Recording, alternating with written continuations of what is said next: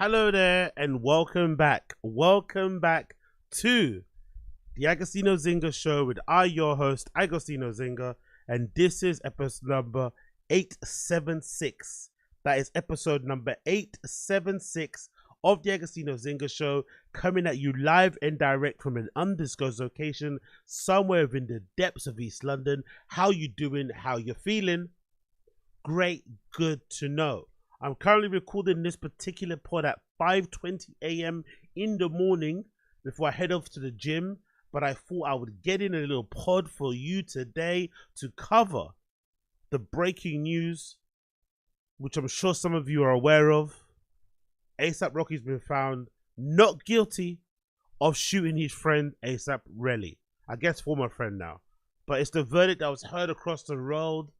A verdict that was heard across the world, especially within fashion.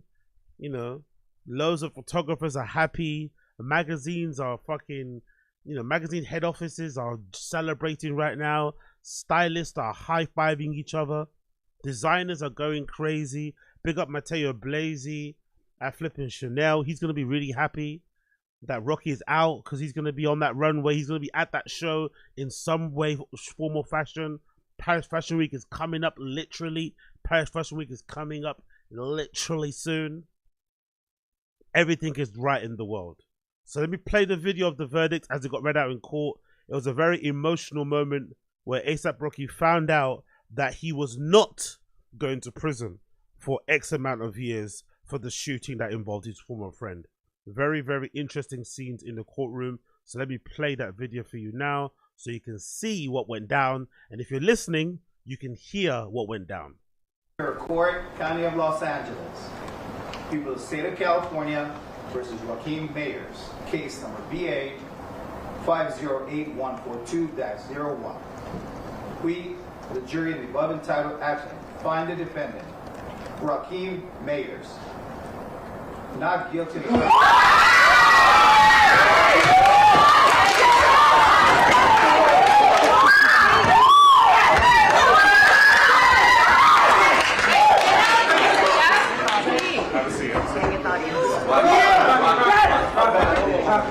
Now get the audience. Or now get the audience. Hold down. Verdict has to be read on camera. Man stage dived into the fucking gallery to hug Rihanna, man. That was fucking hilarious. Hands and feet in the air. Hands and feet in the air and all sorts. Absolute crazy guy. But it does make sense. Considering what happened, it does make sense. Considering the seriousness of the allegations, it makes sense why it happened. I'm happy for the guy. I'm not going to lie. If I'm talking off the bat here, I'm happy for Rocky. Really am. No one wants to see anybody go to prison. You won't wish that on your worst enemy. But if you have to ask me my honest opinion, I think he got away with it. I think it was one of those situations where everything kind of lined up. I'm sure what he was accused of, he obviously did. But unfortunately, the DA were unable to prove it. And was it beyond reasonable doubt that he actually fired that gun? I don't think anyone bought the testimony or the notion that it was some sort of prop gun. I don't think anyone bought that. But they couldn't prove beyond any reasonable doubt that what happened. So they had to say no guilty, which worked out in his favor. But I also think Relly, that friend of his, I think Rocky played it like a fiddle. I think Rocky's refusal to take the plea deal was an indication as to how he felt that court case would go. I think he was more than aware, more so than we were, of his friend Relly's mental state, or maybe his raging jealousy for him. So he knew this court case will end up going in his favor because Relly would end up crashing out in the court case, at court basically, when you got on the stand, sorry. I think Rocky definitely understood that more than anybody, which is probably why he didn't take the plea deal, because at the time, the plea deal sounded really, it sounded like the best deal to take at the time. 6 months, you admit one charge, you're out in maybe half than that time, maybe out in 3 months, but he rejected it And I think the word from his camp was that he refused a plea deal because if he would have taken the plea deal, he would have had to admit guilt as well, which would have affected some of his deals. So in this regard, he walks out scot-free and he gets found not guilty, you know? So it's all kind of worked out in his favor. So that's a really good thing. But if you had to ask me point blank, do I think it happened? Yeah, I think it happened. I just think Rocky was lucky. Whether or not, I don't know what happened to the, like, for instance, the bullet casings. What happened to the bullet casings of the gun that was fired? Nobody knows. The ones that Relly picked up were not from that same gun. I also don't think, personally, weird thing to say, but I don't actually think Rocky was trying to shoot the guy. I think they got into some sort of physical altercation and Rocky was maybe trying to scare him, maybe trying to push him back off him or something, because that Relly is a big dude. I'd imagine if they fought, like, you know, and they threw hands as a fair one, I'd imagine Rocky would get slept just because of his size. Not because he can't fight, but because of his size, you know what I mean? Weight classes matter for a reason. So maybe because of that, Rocky had the gun in order to protect himself and make sure that he kind of keeps Relly off of him. Who knows? But I think if he wanted to shoot Relly, he could have shot him. Considering how close they were in proximity, if he actually wanted to cause, you know, damage to him in that regard, he could have done so. The fact that he didn't, I think, is more proof that he really didn't want to hurt him in that regard. But the situation just unraveled and was as serious as it got, and it kind of turned out to how it turned out. But you would hope this would be a lesson. You would hope this would be a lesson for him to basically fix up and kind of grow up a little bit. You got a family, you got a wife, essentially, probably going to have more kids on the way. At his age right now, this is just not Gucci, man. It's not cool in the slightest. And I think he got away with murder, for lack of a better term. I think he really got away with murder. So hopefully this is one of those wake-up calls that we all... Sometimes we don't get wake-up calls. You know, sometimes you have to go through really shitty situations. You have to suffer greatly before you actually learn. But sometimes you can be lucky like Rocky. You can shoot your friend in the hand or graze his knuckles and then get away with it and not spend any time in prison. Hopefully he takes that lesson and that blessing as a sign to move differently, because in my opinion, I don't think Rocky should ever be in possession of a gun. Someone of his stature doesn't need one. He should probably be rolling around with security who could probably have the gun on them. I think he should probably roll around like how MMA fighters roll, you know, where they have security not to protect an MMA fighter, but to protect you from the MMA fighter. Do you know what I mean? That sort of thing. So if he knows he's volatile, if he knows he's short-tempered, maybe stay away from certain places. That's a good thing. And also maybe hire some security to ensure that you don't run into any issues, because the last thing you need is to put yourself in a situation where you get hammed up or you get hemmed up. It doesn't make any flipping sense. So I'm hoping for his sake, this is a lesson learned, you know, something that won't be repeated again, and he can move on and kind of continue his life going forward that way. You would hope so anyway. You would flipping hope so. There's also an article about the whole thing here, Coach, on Sky News. It said ASAP Rocky found not guilty of firing a gun at his former friend. ASAP Rocky's been found not guilty. He'd been charged with 2 felony counts of assault with a semi-automatic firearm against former friend Terrell Efron, also known as ASAP Relly, in November 2021. Once close, the pair were both members of ASAP Mob crew, creators of the high school in New York, but their relationship broke down after Rocky became famous, the court was told. Thank you all for saving my life, Rocky told jurors as they left the courtroom. He faced more than 24 years in prison. That's why I think the reaction from him was more than justified. I think the fucking judge was like, calm down, calm down, calm down. But I think this reaction from Rocky was more than justified. He was facing 24 years. 24 years in prison. If that was me, I would have stage dived into my wife's hands as well. I would have stage dived into my wife's arms too if I was facing 24 years and I got found not guilty. Especially after I rejected the plea deal. That's a big fucking deal. I understand. I completely understand why he was so emotional. After the verdict, Rihanna cried and also hugged the lawyers. Speaking outside of court amid a frenzied media scrum, Rocky said, "First of all, I gotta thank God. I really want to thank the jury for making the right decision. I'm so thankful this is a crazy right now. I'm thankful we're blessed to be a free man talking to y'all." Look at the smile, bro. Look at that smile. Look at that smile. That's relief fashion, everything else all around. Because you could imagine, even though, you know, they presented a good united front, you could imagine this whole court case probably, maybe you'd imagine, cause some sort of strain in the relationship. You know, maybe get a bit tetchy with each other, a bit short-tempered. But all because you're really scared and worried about what the verdict will be. But now look, smiles all around. Smiles for the lawyers because it's a very high-profile case. They've probably been paid very handsomely. It's going to really increase their business. Smile from their flipping clients who've now been found not guilty and they continue on with their life. Smiles for Rocky because flipping Paris Fashion Week is coming up very soon.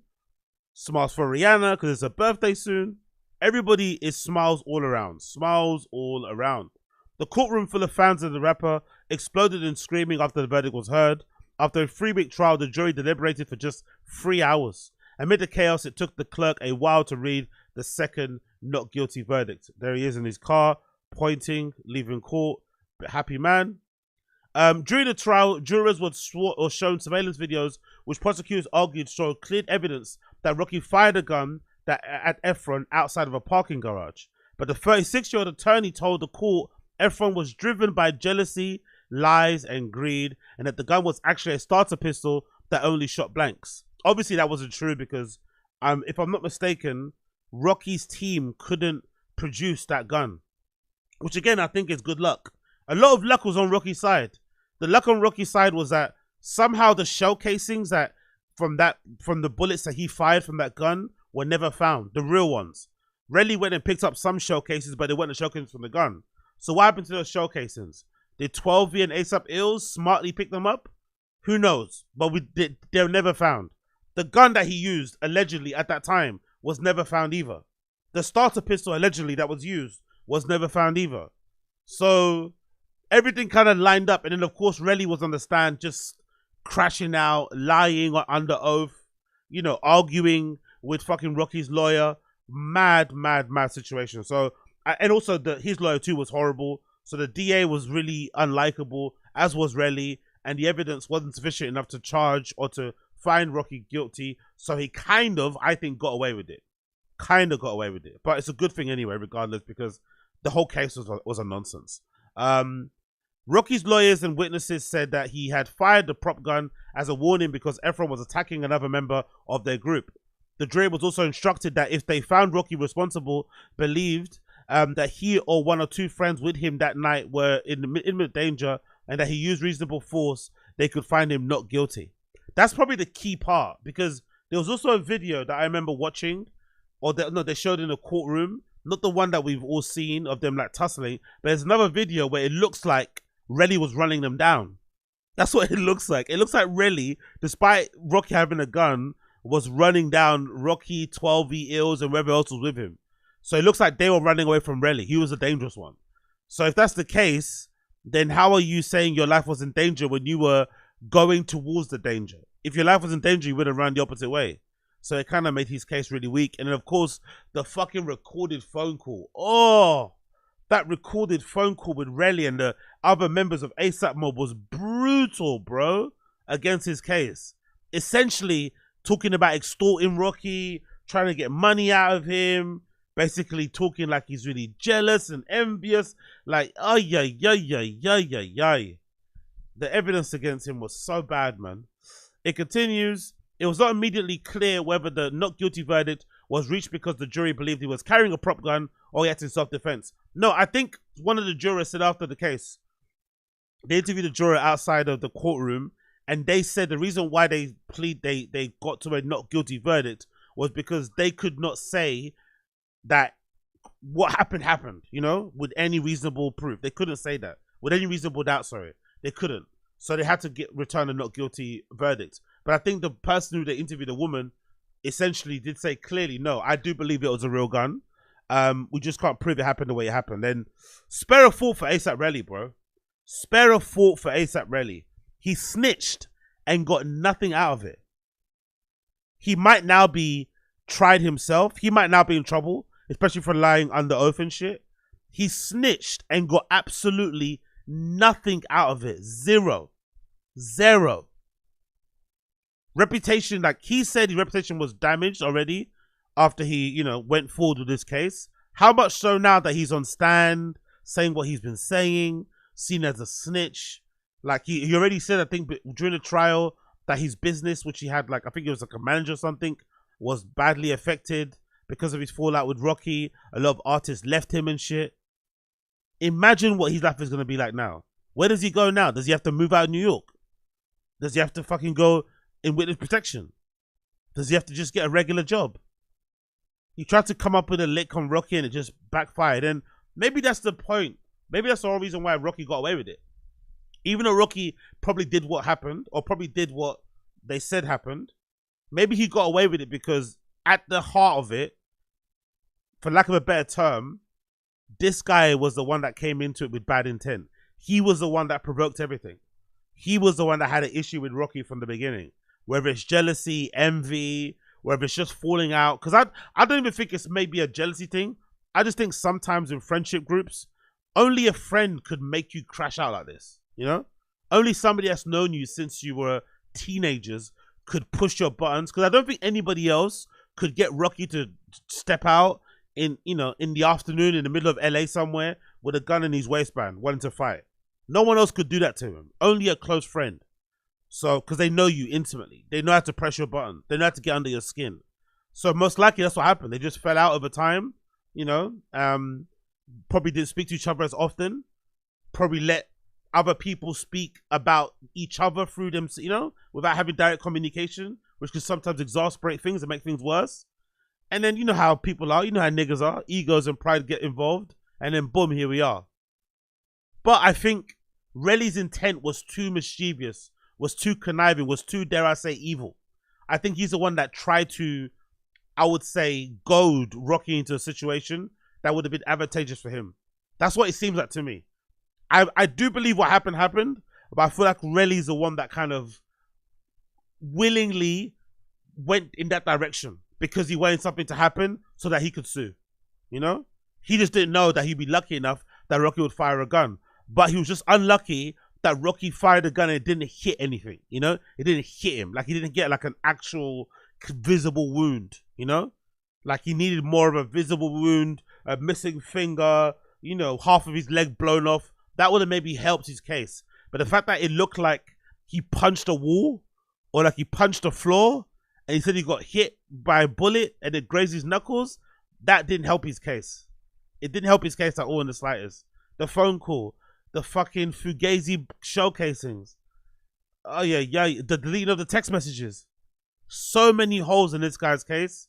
And it really didn't look like it was going to go his way.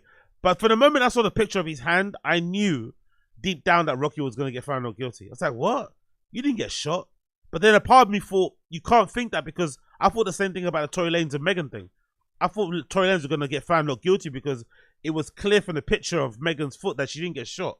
She might have stepped on some glass, but that's not a wound from getting shot in the foot. And plus she was out twerking and dancing the next day. That didn't make any sense.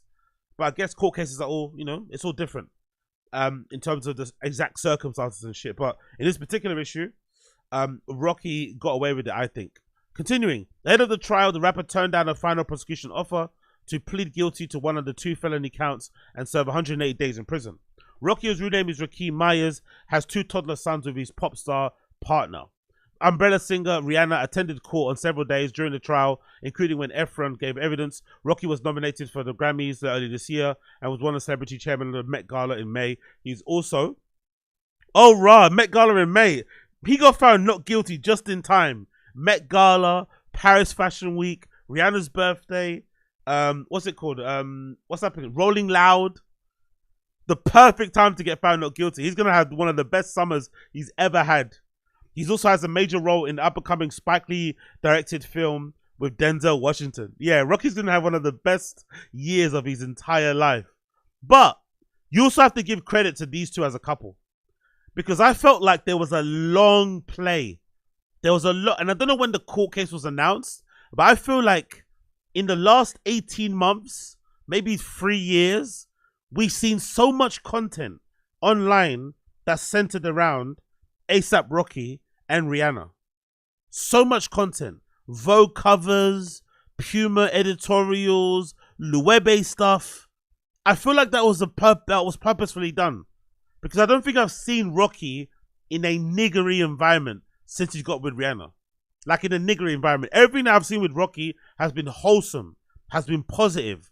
Like I've not seen him like in any environment that would lead you to believe that he's with the shits and he's on the road. Nothing. So I think there was a purposeful,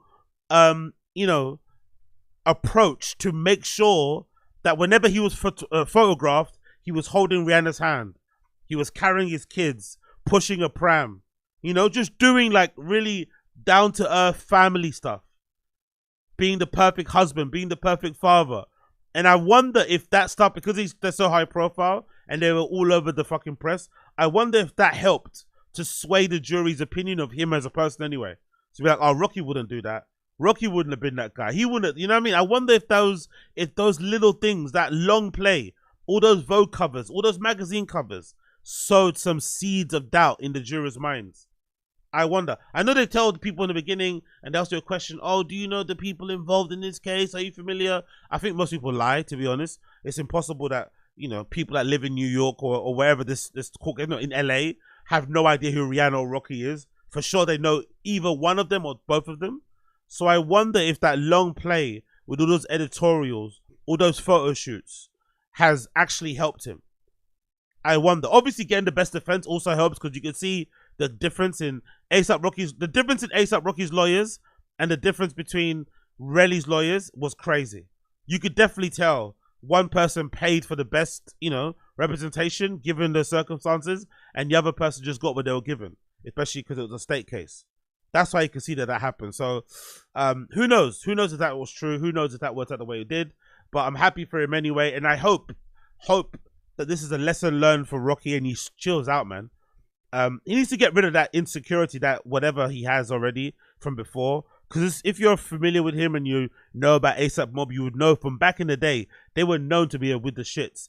They were known to jump into crowds and beat people up if somebody threw something on stage. They were with the shits. They were dressed in all these fucking fancy clothes, but they wanted people to know, hey, if you test us as a man, I'm going to stand on my shit.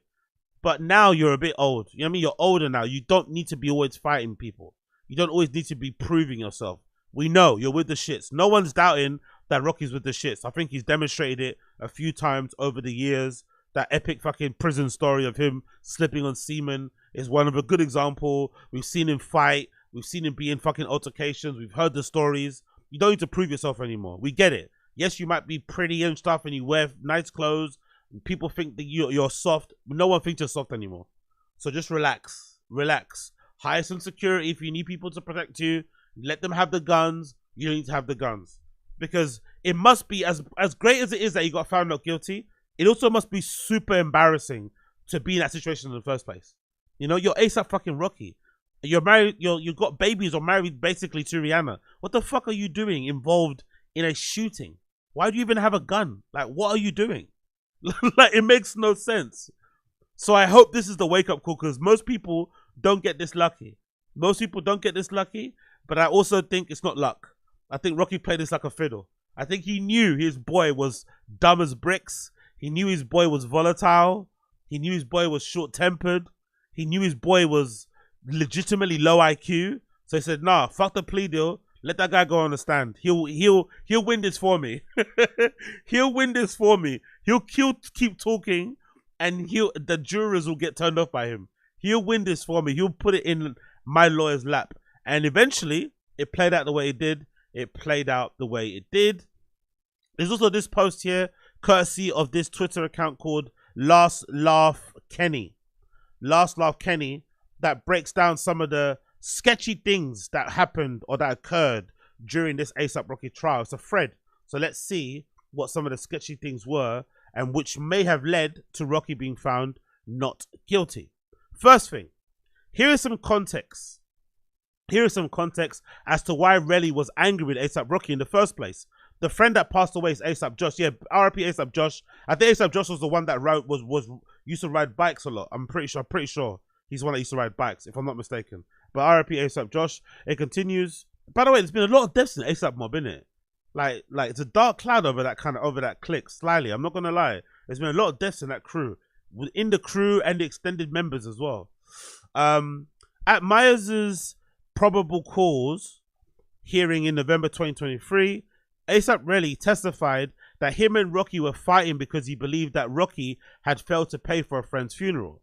He recalled sending an embittered text on October 28th because he believed Rocky had become big-headed. "You're so fucking fake, it's sad," the text shown on the screen read. "Don't ever forget who introduced you to this life." Ugh. Relly wrote in another text, he told the court that he was the one who brought Rocky into ASAP fold when they were in high school students in New York. Under cross-examination, Relly said he eventually learned that Rocky paid for the entire funeral. So that was the basis of the beef. I don't think that's the actual base of the beef though. That was the base of the shooting. But I think the base of the beef was probably something that's been a long-running feud, most likely. But it was never addressed, you know? It was never addressed, and it kind of, you know, snowballed into what happened on that fateful day. But obviously, this still isn't enough reason for you to fall out with your friend long time like that, if you're really. And it's also not a good reason for Rocky to bring a gun. Because your friend thinks you're big-headed, you don't go and meet them for a fight and you bring a gun. That doesn't make any sense. You don't bring guns unless you want to shoot them. So the whole situation started on a madness. It continues. Relly stated that he never had any animosity towards Rocky, even though text showed otherwise. Rocky's lawyer, Tacopina, then focused on text messages. That Relly had sent a friend on October 16th, 3 weeks before the alleged shooting, in which he expressed anger over his mistaken belief that Rocky had been reneged on the promise to cover funeral costs. He said, "If Rocky don't do shit for this boy funeral, I'ma beat that nigga up." The text read. Tacopina said that the chain supported the defense position, and Efron, who's Relly, was clearly spoiling for a fight the night of the incident. He called it offensive that Efron was first denied writing the text, and then later, after conceding he did, he said they meant nothing. So basically, they're establishing that Relly had intent. Relly wanted an altercation to occur. He wanted to put some pause on Rocky because he thought Rocky was getting a big head. So clearly, how they tried to paint it at first, that Rocky was the aggressor, wasn't the case, even though Rocky had the gun. So let's scroll down. Relly submitted messages to law enforcement showing Rocky confronting him, but Relly had cropped crucial messages. So let's play this clip from the beginning. "Oh yeah, so I asked him to beat me up because of During the 4th day of trial, Rocky's attorney, Joe Tacopina, fired questions at Relly. "Oh, you already said you did delete it. He's asking why. Why did you delete it?"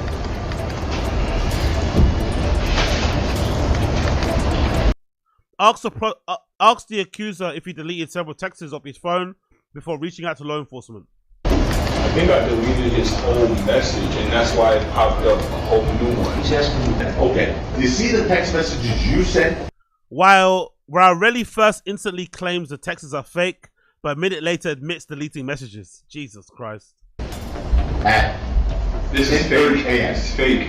It's fake also. It's fake. I never seen. You don't even write like that. This dude would not write it. If the evidence admitted in court, Relly's phone shows 3 unprompted texts from Rocky.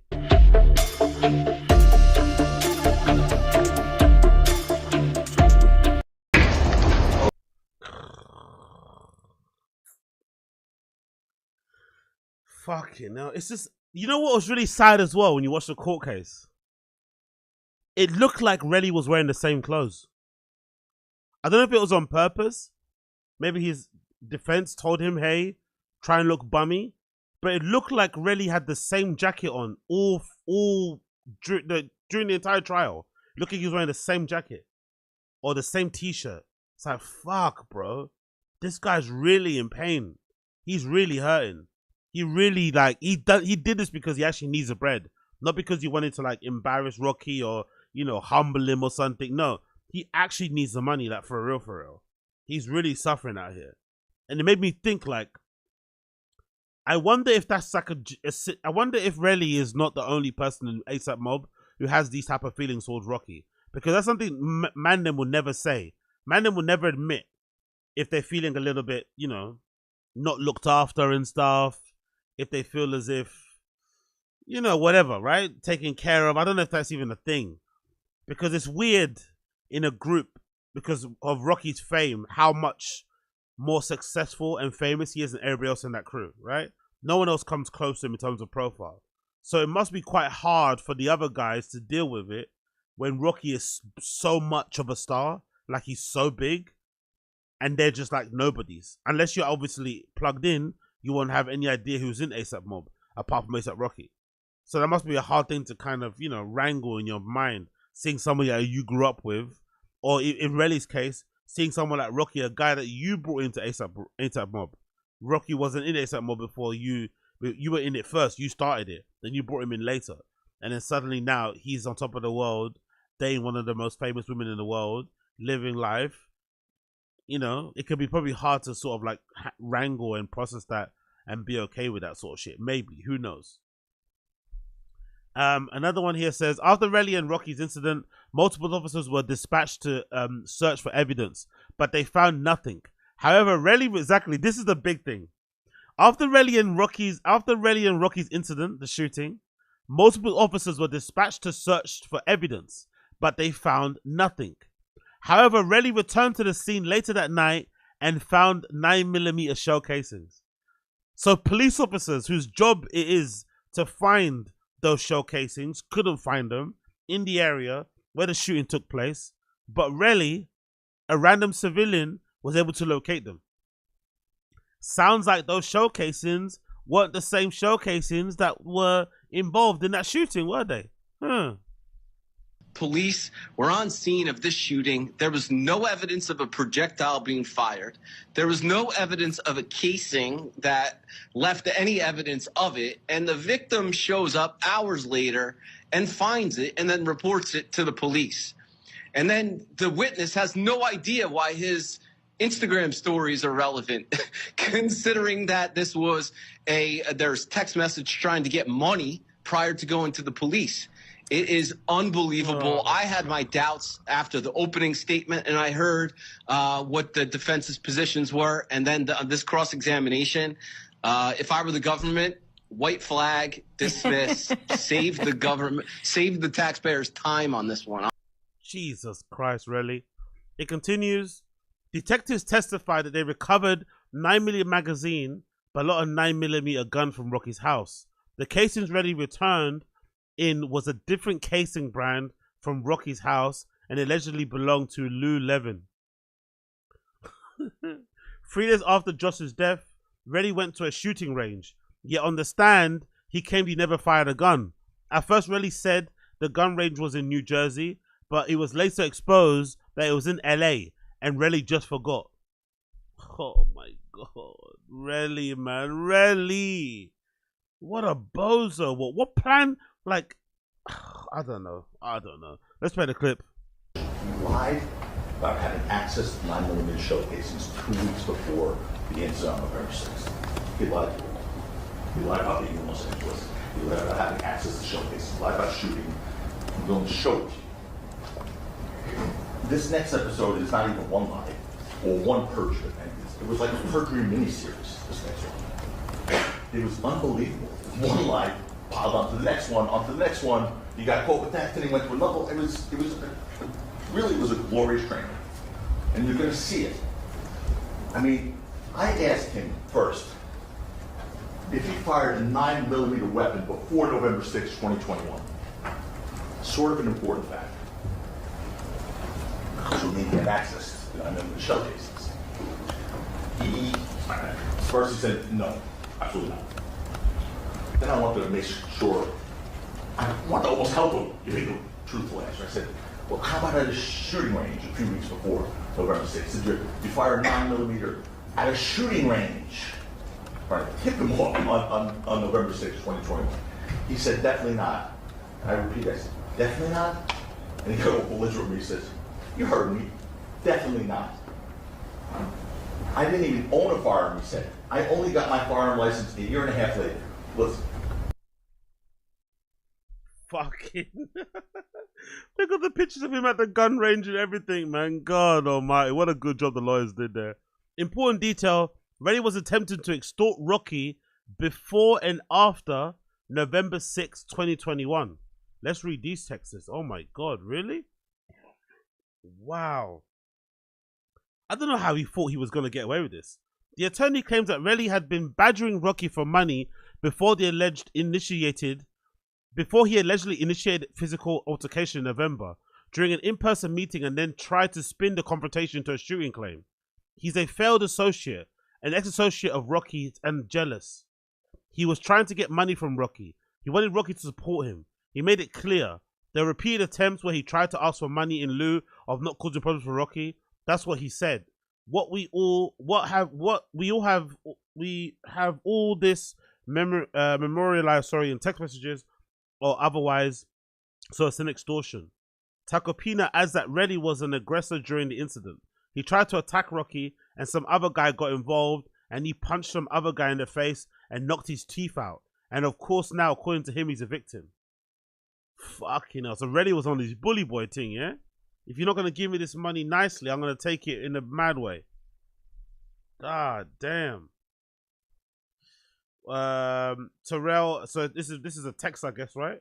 This is a text from Relly. He says, you know what I'm saying? You ask for a bag without a lawyer, bro. It's called extortion. You feel me? This guy called Wally Sajimi says, I feel, bro. You got to do everything accordingly. Everything accordingly, or you're going to get catch up with you.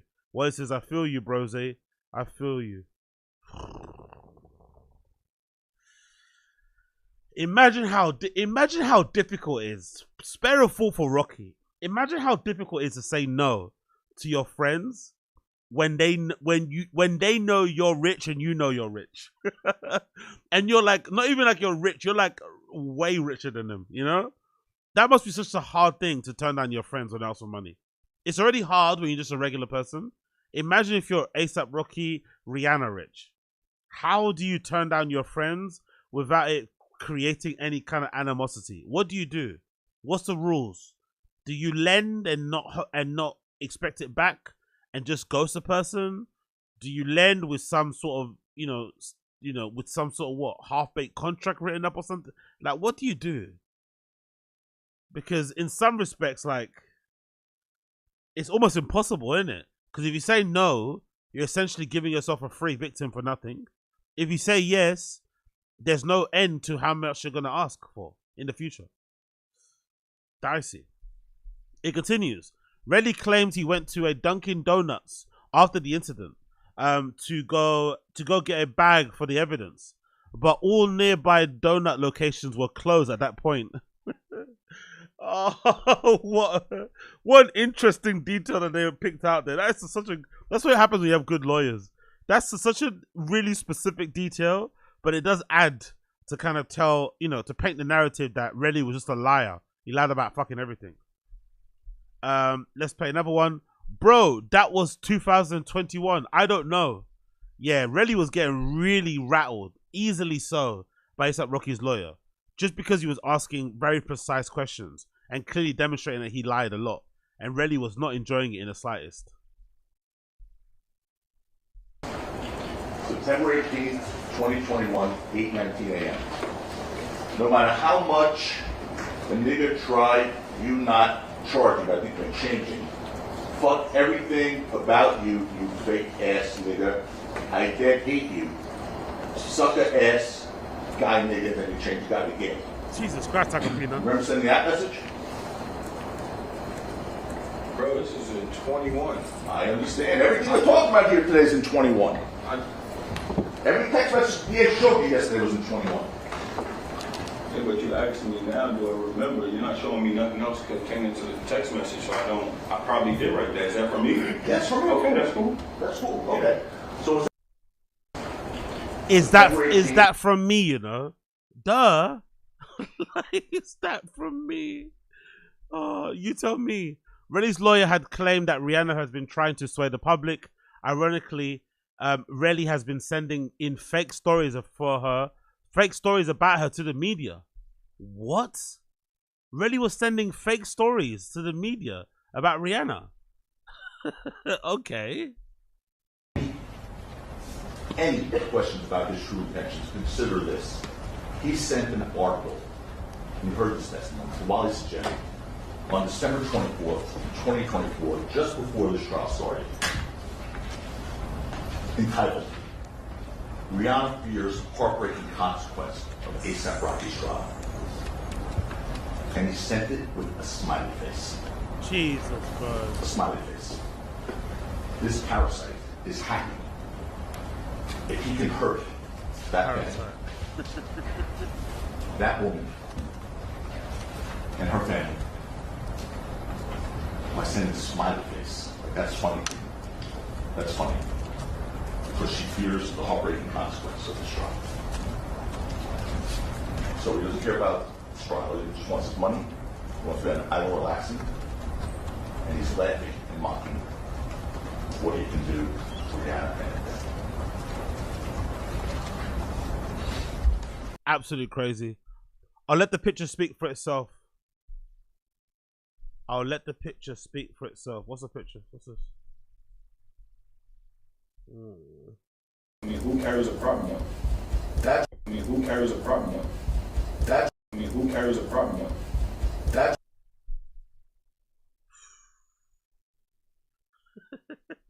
Who carries a prop gun? And there he is with a prop gun. Ay, ay, ay, ay, ay, really. Ay, ay, ay, ay, ay, ay, ay. Relly claims he wasn't the aggressor, but he initiated every fight and followed Rocky for 2 blocks. Wow. Screen, Rocky, there's 12B, there's Ills, and there's Relly. And boom, he's going after him. Look at him, he's tussling him. There's the first shot. There's the second. And look at his arm going back and forth here. Can you go back for a second, guys?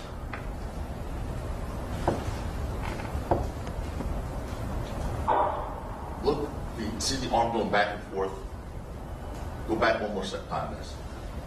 A little further. Please, thank you. Watch his arm. Boom, and you see the head of Ills there. Going back and forth. Anyway, you get the gist. You get the gist. Let's read the text here and carry on. Here are 10 questions that A$AP Rocky's lawyer posed to the DA that were unable to respond to. Rocky's lawyer listed 7 other things the state could have done better in the investigation. Someone should have told Relly that when somebody's life is on the line, there'll be questions to prove your credibility. Exactly. John Lewin said he can't prove that it wasn't a prop gun, nor can he prove that it was a real gun. The prosecution has presented enough evidence to convict the jury and defendants is guilty beyond any reasonable doubt. Relly can't even remember if he's right-handed or left-handed, but I don't blame him since he gets hard to keep up with lies. Seems like Relly is a known liar.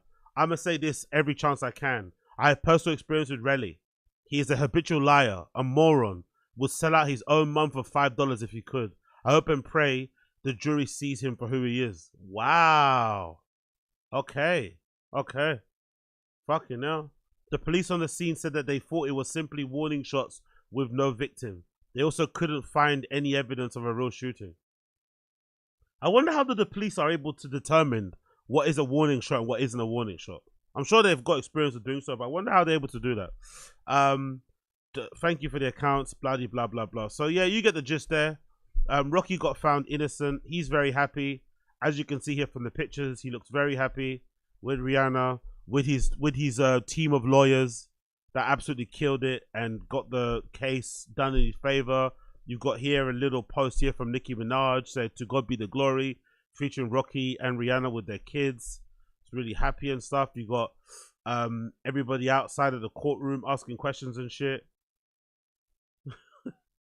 Rihanna being feisty. What's Rihanna saying here outside the courtroom?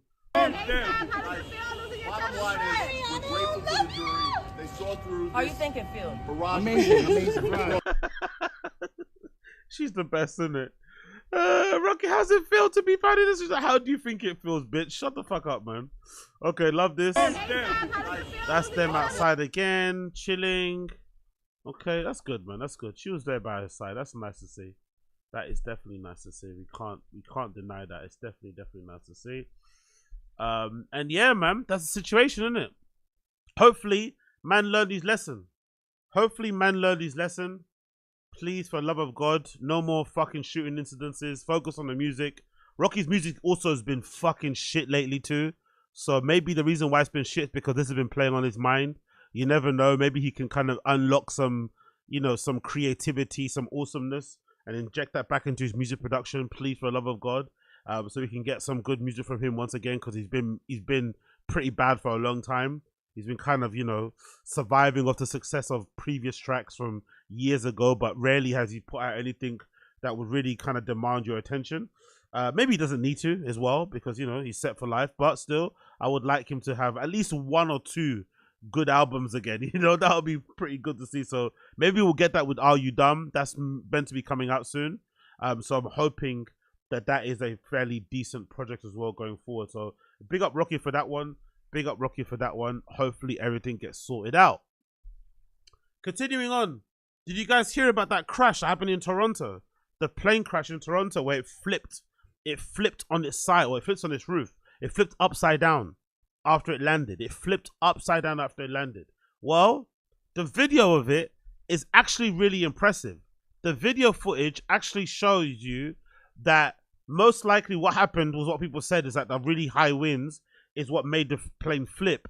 But you also have to give the pilots credit for being able to land the plane in a way where it didn't hit the ground really hard. Because in my head, if a plane hits the ground really hard, it usually just explodes.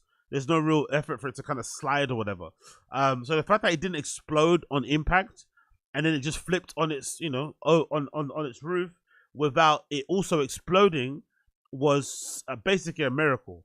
But I think it was in large part due to the pilot's ability to land it the way they did. So it came to some sort of screeching halt, you know? And there's a footage of somebody shared here on social, looking at the plane as it landed and as it flipped as well. You see it about to land there. It lands way too hard. It kind of bounces. Oh, fuck. And then it flips. Oh, no, no, no, over. No. Wow. And somehow everyone survives, you know? Tower, you're seeing this. That is a miracle, bro. And everyone survived. Oh my god. That is so fucking amazing. That is so amazing. I think some people are in critical condition, but so far everyone survived. What we know, courtesy of the New York Times, it says a Delta airline passenger jet made a dramatic crash landing on Toronto Pearson International Airport on Monday. But all 80 people on board clambered out of the jet, which was coming in from Minneapolis. At least 18 of them suffered injuries, some of them critical but not life-threatening. The authorities are investigating the cause of the incident, which occurred amid strong winds. I'm hoping it's strong winds, by the way. I'm hoping it's not the pilot's fault and somebody was inebriated and it's what led to that landing. We can only hope. It was the latest in a spout of incidences that have rattled travelers globally, including a crash in South Korea in December that killed 179 people, and a fatal mid-air collision near Washington that left 67 people dead. Here are what we know so far. The plane's roof became its floor. Peter Kukov, a professional skier from Colorado who was on a flight 4819, said that nothing seemed amiss during the plane's final descent. The second that the wheels hit the ground, then everything happened. Oh, so they didn't. Okay, so it happened. I thought they knew it was gonna hit the ground hard. So it didn't hit the ground hard, and it hit the ground perfectly. And it flipped as soon as it hit the ground. Shit. The plane skidded to the right side, said Kukov, who was sitting on the window seat on the other side of the plane and saw flames as the plane hit the ground. It eventually ended up belly side up. I unbuckled pretty fast and kind of lowered myself onto the floor, which was the ceiling. Mr. Kukov said people were panicking. Why would you unbuckle yourself? Aren't you meant to keep your seatbelt on? That's what they tell you, no? A video circulating on social media on Tuesday, verified by New York Times, may offer clues about the cause of the plane to tilt to its right before flipping on its back. In the video taken from a nearby runway, it shows the aircraft landing hard on a snow-covered runway and then flipping over on the right side amid black clouds of smoke. The Times has so far been unable to reach the person who took the video. So what happened then? Was it the case that the runway was covered in too much snow and that's what led to it flipping? Or was it a flipping just unlucky thing?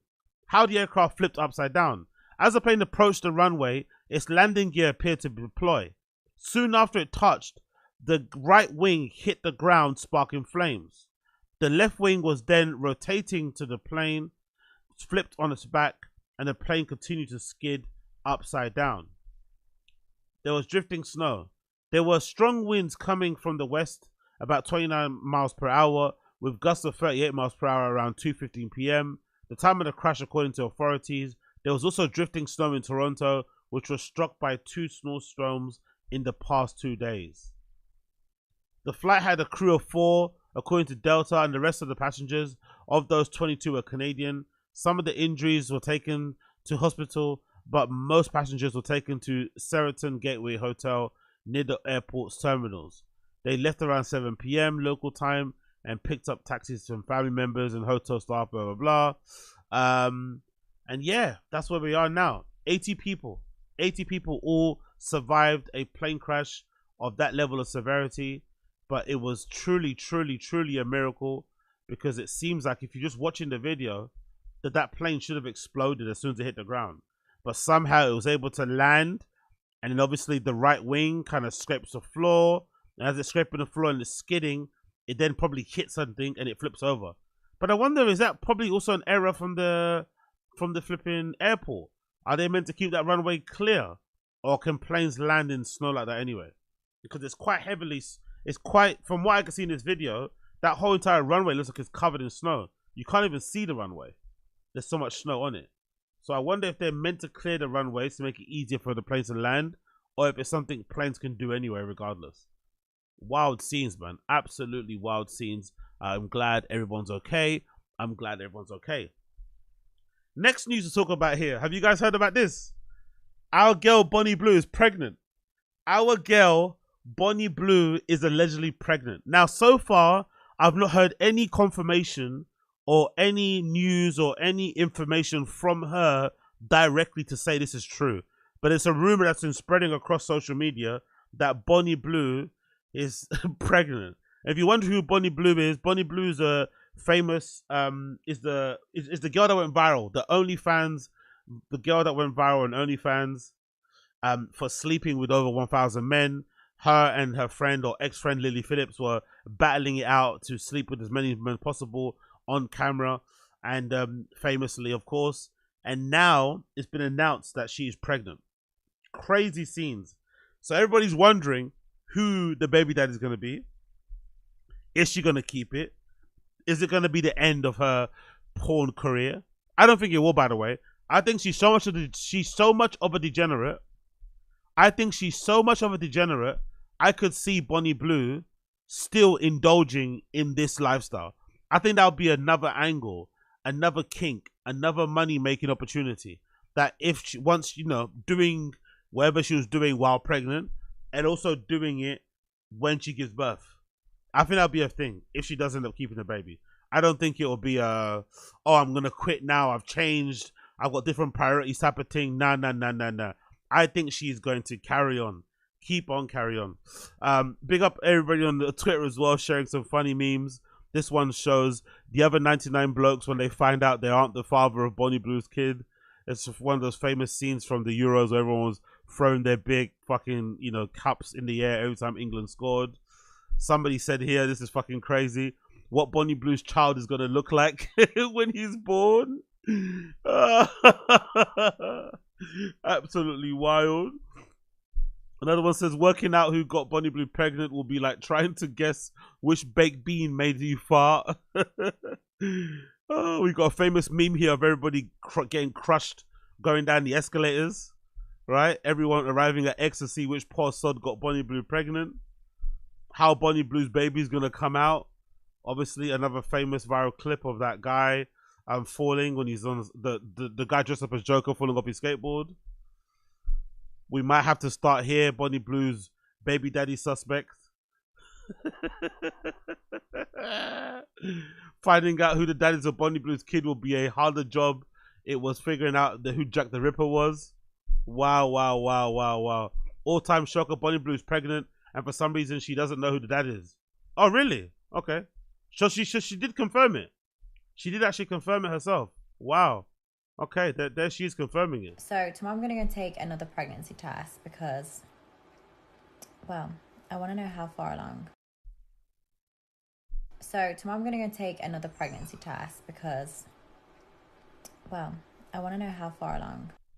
So tomorrow I'm going to go take. It might be a bit of a marketing stunt too. I don't know. I gotta believe it when I see it. I gotta believe it when I see it. These people are always pulling stunts. They're always, doing things to garner attention. So I'll believe it when I see it. I'll believe it when I see it. But interesting turn of events nonetheless. Interesting turn of events nonetheless. Continuing on. Big up Young Lean. Big up Young Lean for this very interesting and very insightful and very on point hot take regarding partying, and something that I've been thinking about lately over the last few years. So big up Young Lean for echoing some of my thoughts and obviously offering some other interesting points when it comes to partying and when you should hang up your party boots. This is courtesy of Subway Takes with Kareem Rama. Really good series. I'm sure some of you have seen the Subway Takes thing, and I think these are some really good hot takes from Young Lean. Let's hear Young Lean talking about the party being over. So what's your take? The party is officially over. 100% agree. The party is over. Yes. We're done. We did too much. I think so. I think the sheer diddiness of things. The sheer diddiness? The sheer diddiness of it all. It's the heights that are no longer, like, find God, bro. Yeah, Find no, God. I think we need to make it cool again to... I think what he says about the diddiness of things is really on point, because from what we're led to understand so far with the Diddy case, it seemed like somebody that kept chasing the high. It seemed like somebody that tried to top past experiences, tried to keep going harder and harder and harder. And sometimes there is no other level. Sometimes the other level is just going back. The other level is stepping to the side. There is no other higher level to ascend to. Which is something that you probably don't ever think about when you're in the throes of the party scene. But it's really important to know that, hey, maybe it might not get better than when you're doing it in that moment. That might be the best of the best. So enjoy it, savor it, because it might not happen again. And then when it's time to move on, you move on. Have a girlfriend, have a boyfriend, whatever, settle down, create a family, do simple... I agree. Learn how to do wood carving, find God. I think I've noticed that way more nowadays, but I started to notice that a lot with people deciding, being very intentful, right? Being very purposeful in making sure that they kind of stepped away from the hustle and bustle of the scene, hustle and bustle of the party life, and focus more on their career, focus more on their family. Like, I think that whole thing about people having like COVID babies was real. People were at home, nowhere to go, so they were sucking and fucking the whole entire time. And a bunch of people from my kind of group or cohort or whatever extended fucking thing ended up hooking up, ended up getting engaged, ended up getting married, ended up having kids, maybe 2 kids, and quite quickly their lives changed.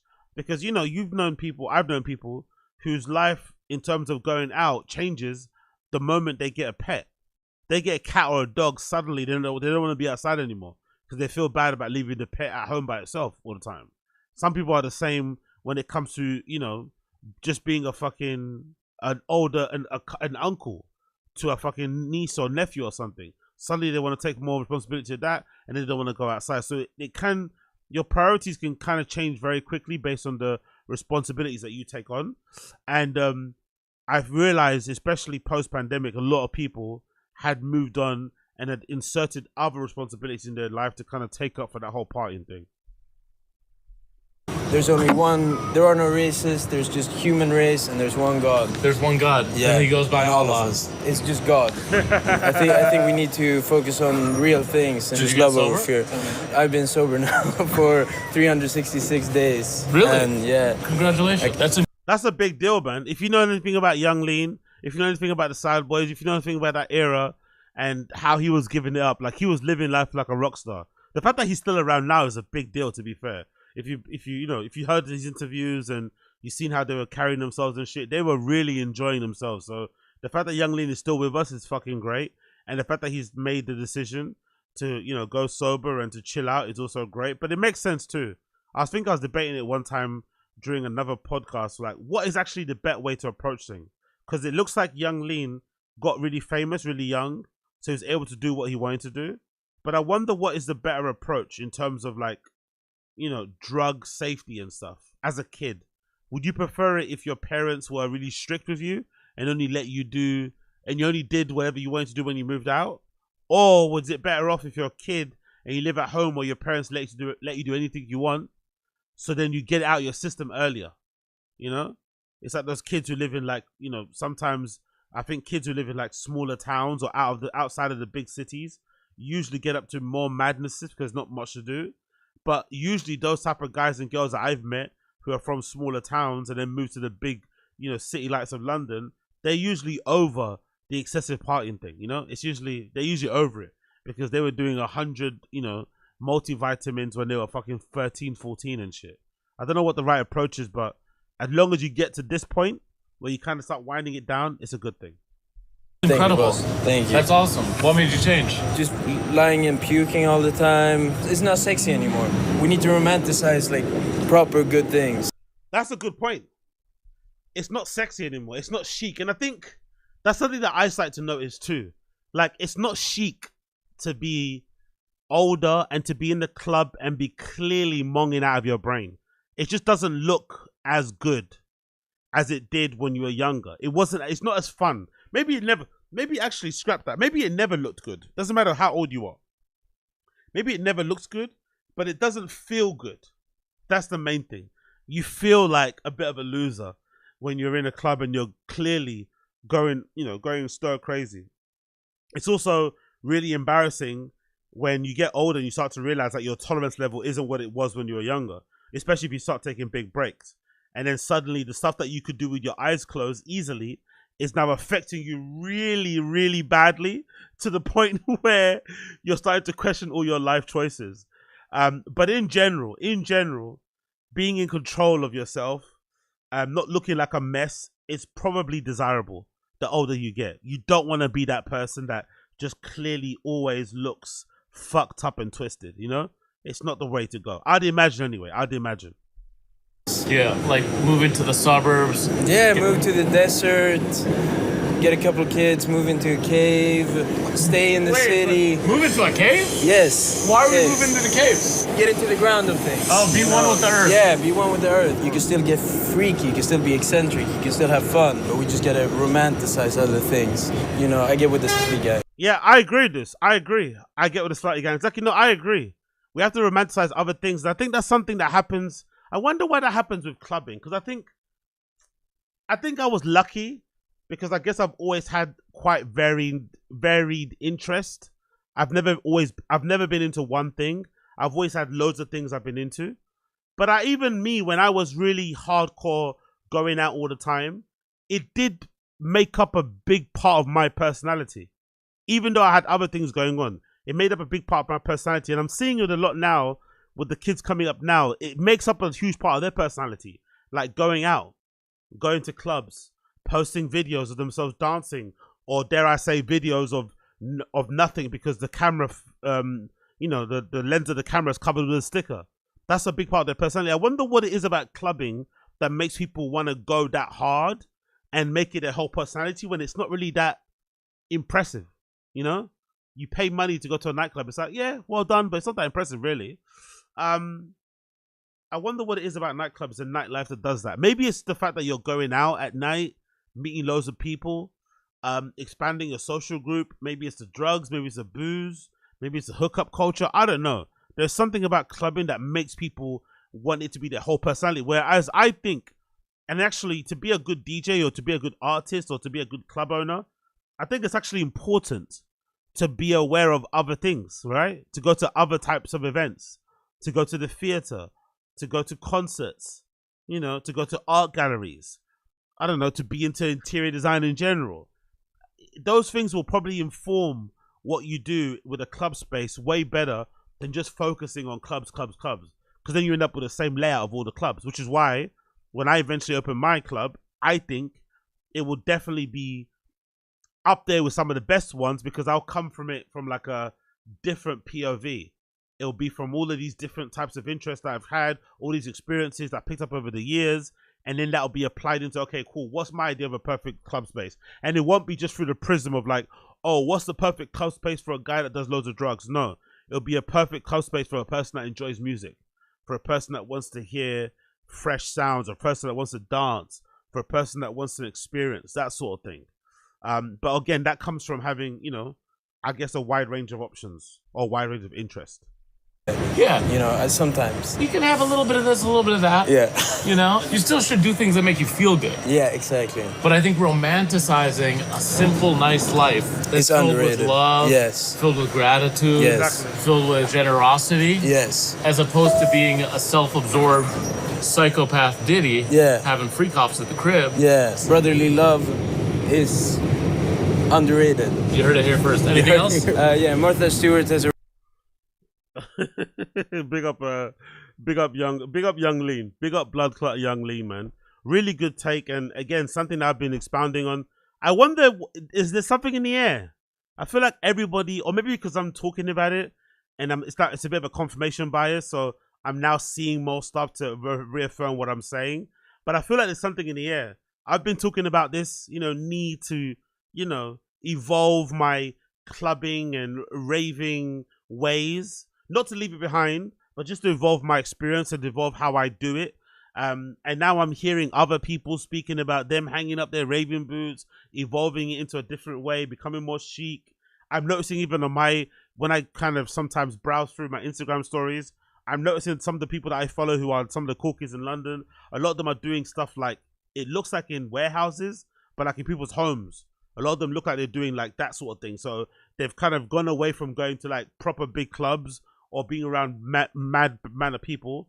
They're doing them in like small groups now amongst friends, you know? Maybe they're hiring spaces or whatever it may be. So it's kind of changing the way people are, you know, deciding to interact with these spaces and to go out and enjoy themselves. So I love to see it, really. It's good to see the evolution. It's good to see the evolution. And I'm hoping that it continues. I'm hoping that it continues. Talking about things continuing.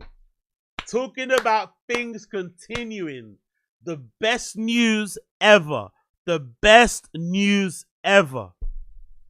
Tom Sachs has announced the Mars Yards 3.0s are coming out in September 2025. Yes! I'm so fucking happy. You have no idea.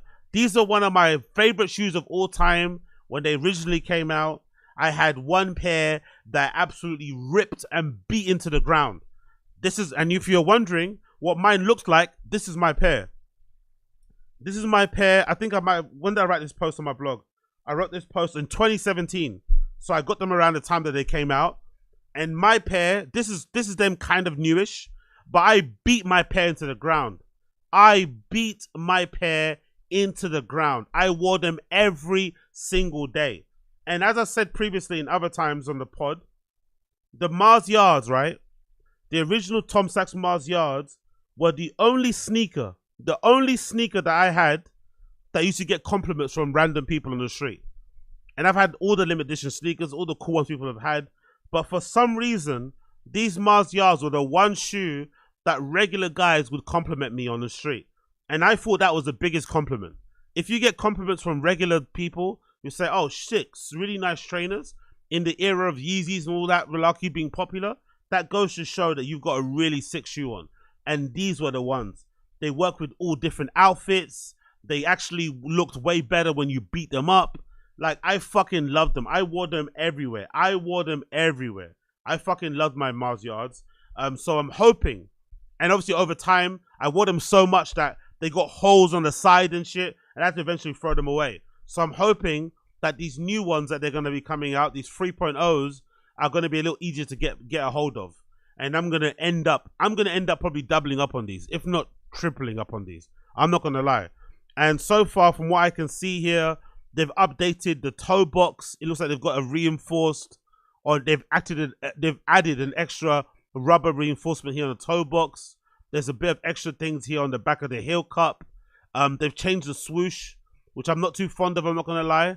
I prefer this swoosh, which is a kind of a fabric, which is a cutout piece, instead of that printed style on the side of the mesh here. I wonder if this is all see-through too mesh, or if there's a lining so that your feet don't get wet, because that's something that has happened to me beforehand, and some other bits and bobs too. So let's actually go to the next slide. I think it breaks down the updates here. So these are the new details for the Mars Yards 3.0s. Big up Tom Sachs. It says they've got an oversized 5mm eyelets, which I'm assuming are probably to help I guess to help with the lacing, but also most likely if you want to put thicker laces in them, maybe. Staggered eye stay. I don't know why a staggered eye stay is important. Why is the staggered eye stay important here? Maybe staggered eye stay might be for the tension too. Maybe you make the holes bigger for thicker laces. You stagger the eye stays so they have bigger gaps, because usually they have another hole there in order to help with the tension when you're tying your laces. Maybe, I'm not too sure. Another detail here is a 4mm round ribbon polyester laces, which I like. There's a lace keeper, which I think is the same thing happened on my pair. Was there? I think there might be a lace keeper. I'm not too sure. There's also a silk screen printed swoosh. The painted swoosh I don't like too much. I'm not gonna lie. I prefer the other swoosh. The painted swoosh I'm not really too fond of, but still minor detail. There's a nylon donning strap. There's a TPU heel clip at the back as well. 90 durometer. There's a carbon fiber plate. Oh wow, there's a carbon fiber plate as well in the sole, in the outsole. Okay, that's cool. That's good for stability and shit. There's a polyurethane react foam 40 durometer, which I think would obviously end up aging really well. I wanted to do that thing because I remember on my pair they had this finish they put on the midsole. I wonder if you've got the same thing. They had a Pacific finish on the midsole and outsole on the pair that I have, which I think is a 1.5s or whatever it is. I'm not sure which one it is, but the Mars Yards, where essentially it would attract dirt. So it would actually attract dirt onto the midsole and outsole, so it'd end up wearing and looking a lot more used and aged quicker, which gave it a good effect, I think, overall. So I wonder if they've got the same thing on this updated Mars Yards on this TPU polyurethane react foam. Not too sure. There's also a TPU toe cap with 90 durometer, which I really like as well. I would have maybe liked the proper metal toe cap or something, but I guess this little rubberized thing can possibly help. There's an open mesh polyester and 46 grams USMG or US 9M. There's also a natural rubber outsole as well, that's 75 durometer. So yeah, man, so really nice little updates on them. I'm not gonna lie. If I had to change anything, it would be the swoosh, but I think overall I'm happy with them, and I'm definitely gonna try to buy one pair, if not two, if not three. Honestly, I need a pair so badly, and I don't care about the allegations. I don't care about all that workplace drama shit. It doesn't bother me in the slightest. It sounded like he was a cunt of a guy to work for in his studio, but I think most of us that have eyes and ears could tell from the videos that, you know, Tom Sachs seemed like a bit of a pain in the ass. So I wasn't that surprised at any of the allegations or things that happened to him.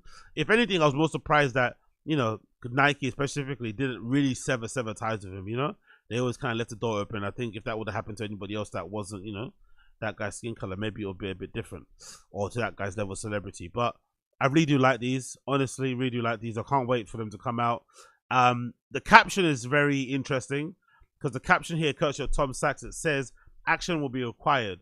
And why I think that's important, because the last time these Mars Yards came out, there was a whole like thing about them where I think that might have been at 1948, but I wasn't working it. That was when they came out, where they had some sort of like, you know, exhibition gym sort of thing where they made you do pull-ups and do kettlebell swings or whatever it may be, and that would help your chances of getting the shoe, and then, you know, eventually you'd probably get it and shit.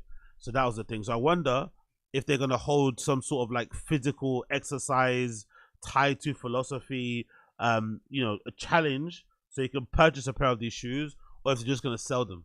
You know, what are they gonna do? But I think that action will requires a good indication that they're probably gonna do a little bit more than just sell the shoes. So I can't wait for them to drop. I really can't wait for them to drop one of my favorite shoes of all time, the Mars Yards.